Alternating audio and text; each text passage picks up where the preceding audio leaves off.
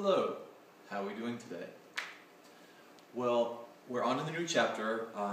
We went through the entire last chapter dealing with this whole idea of the flipped classroom. Hopefully it's working. I will see after I grade the last test if it's something that I want to continue, but for tomorrow's class I did want to get into a little bit about the next chapter. To introduce it, this video is going to be more about why we're learning about this stuff and not so much getting too much detail in it. So let me be frank with you. If you look at this list of things, vocabulary-wise, you may recognize many of these words. I am sure potentially back in 7th grade, you went through a process called mitosis. So there are two words in this chapter that are very similar to one another. Mitosis and meiosis. We're going to be comparing these two things a lot. We focus on this first, this process, so if you get a good understanding of mitosis, meiosis becomes easier. If you struggle here, this becomes even more difficult. So you really got to try to make sure that you have a mastery of this concept. Mitosis is just one part of this thing called the cell cycle. There are 3 stages to it. The first is called interphase. The second is mitosis. It's the start of the process, so that's why sometimes it gets its own name, but technically it is not its own. It's part of a 3-part process. And the final thing is a process called cytokinesis. So let's focus on what mitosis is. You may see a definition, I'm going to define it right here. This is eukaryotic.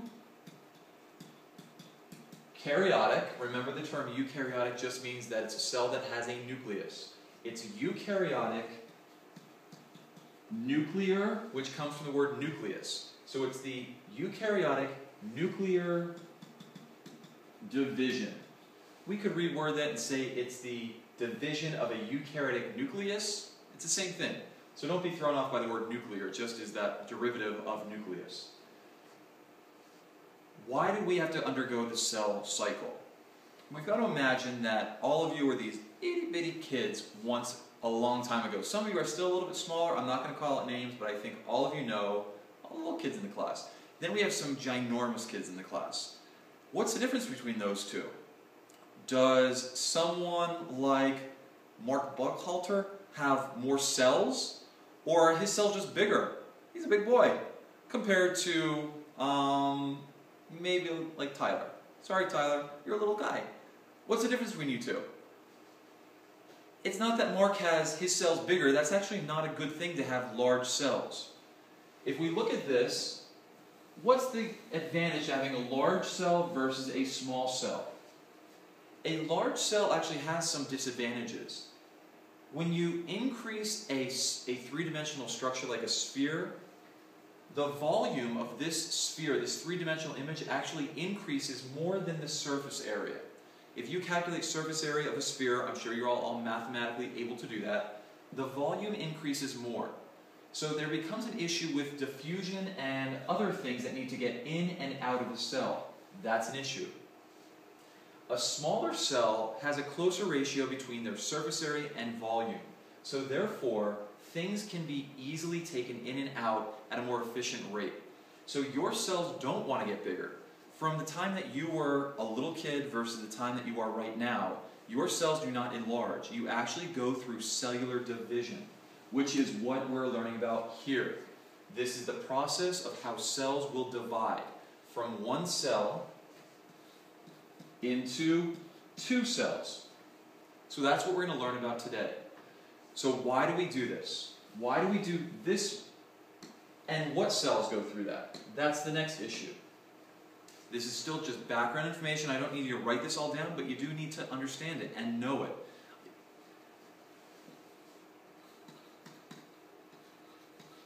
So what cells undergo the cell cycle? Any body cell. Sometimes they give a fancy word in here called a somatic cell. Somatic cell examples are things like your muscle cells. All right, flex those muscles. Those cells that are being flexed right now in some of you, those are somatic cells. Skin cells, hair cells, cells that make up your eye. Anything that makes up your body is classified as a body cell. Really, the only things that are not somatic cells in your body are your sex cells. That's what would be things that make your eggs and the things that make your sperm. So any other cell that you can think of right now is all classified as a body cell. Those are the cells that will undergo this cell cycle. We'll go into exceptions to the rules, but for general purposes on day one, just understand that any body cell goes through this cell cycle.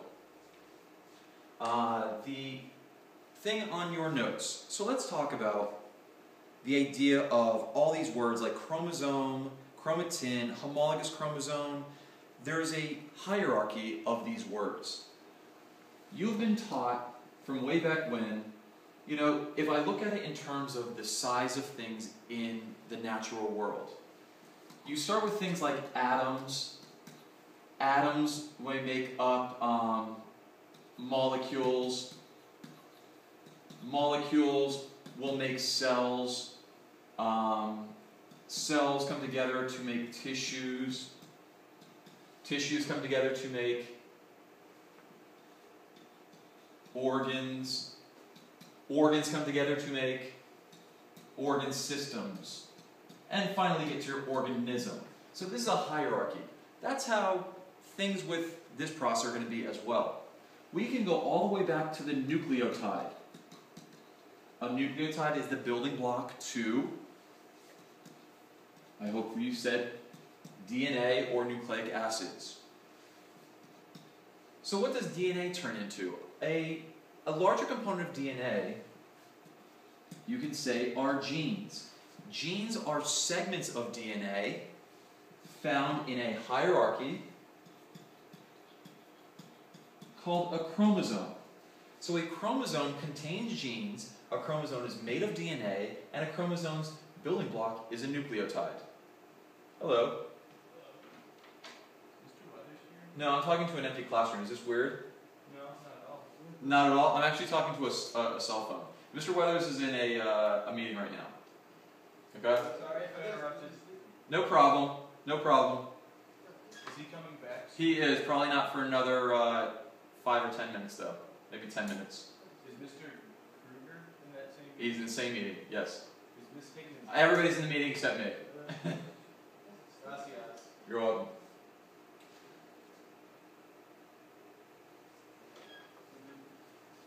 So how can I help you?